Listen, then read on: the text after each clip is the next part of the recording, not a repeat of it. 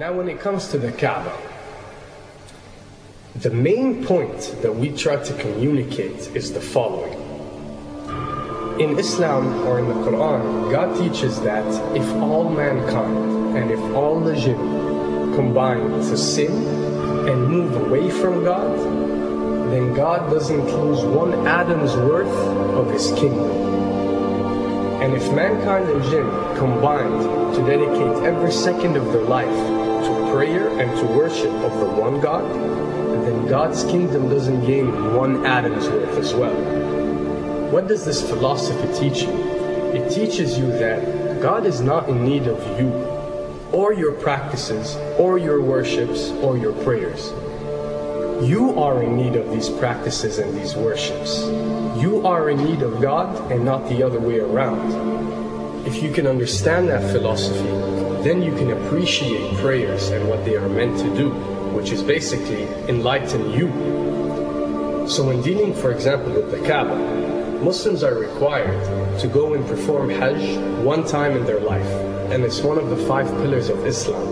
Growing up, most Muslims accept this, and most of them do it without questioning, and this is the essence of belief, and this is great. But at the same time, this doesn't mean that if you question or research, you're going to come back with negative or bad answers. The opposite is actually true. So when we started researching into the esoteric agendas and we started researching the elites, we found out how much certain type of practices and rituals can affect your lives.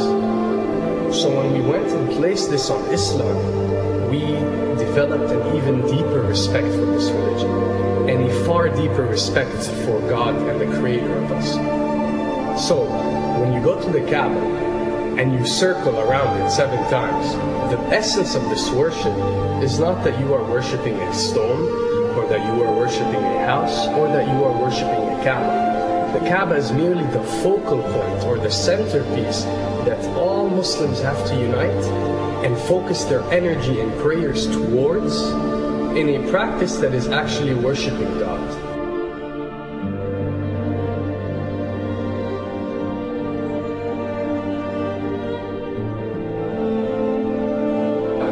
Now, going in circles counterclockwise does not break you away from time and space.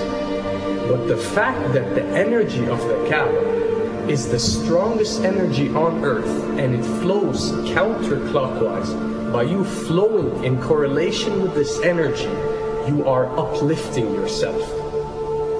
You are reaching spiritual levels that you rarely do experience anywhere else on earth. And the fact that you got to do it 7 times, and we are taught that there are 7 skies or 7 samawat or 7 spiritual planes, then one can discover that each circle breaks you through a spiritual plane spiritually, so you can reach the ultimate state of wisdom and spirituality.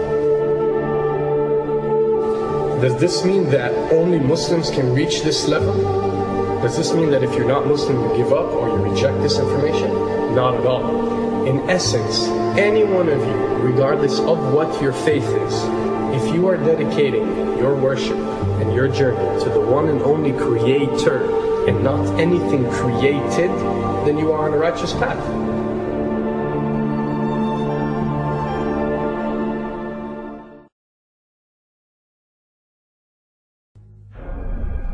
To begin with, the significance of 911. What you have to understand, and what we are trying to explain, is that when dealing with extra dimensions, or when dealing with beings from extra dimensions like jinn, for example, or when dealing with the Illuminati, or the elite, or people that follow a certain type of esoteric agendas, although me and you communicate through words and letters, they have chosen a different type of language.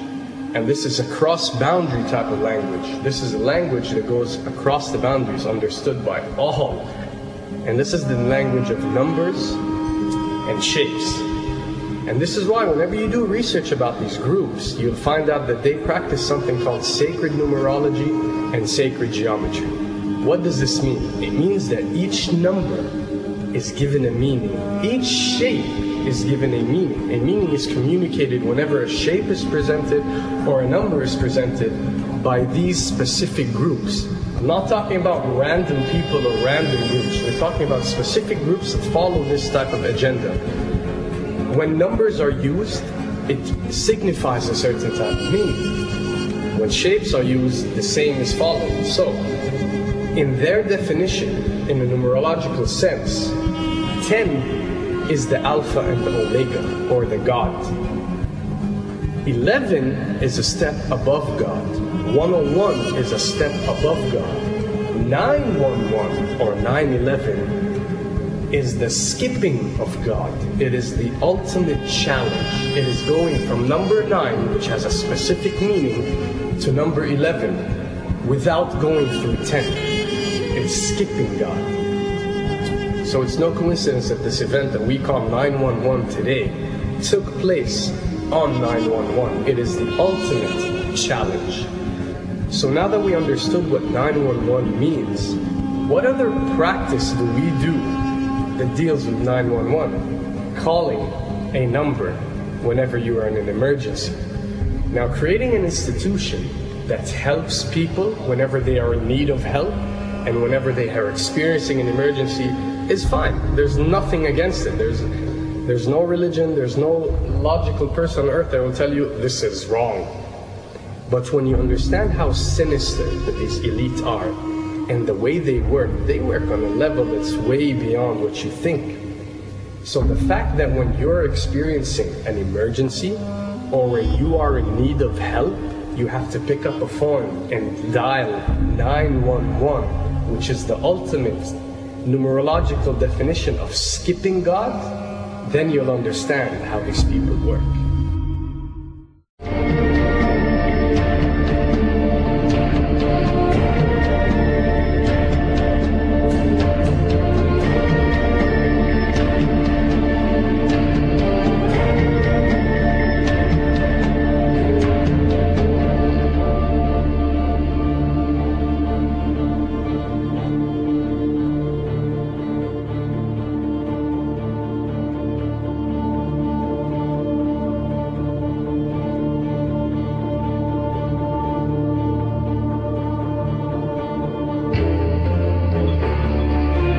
And when dealing with rituals, you'll recognize that everything adds up.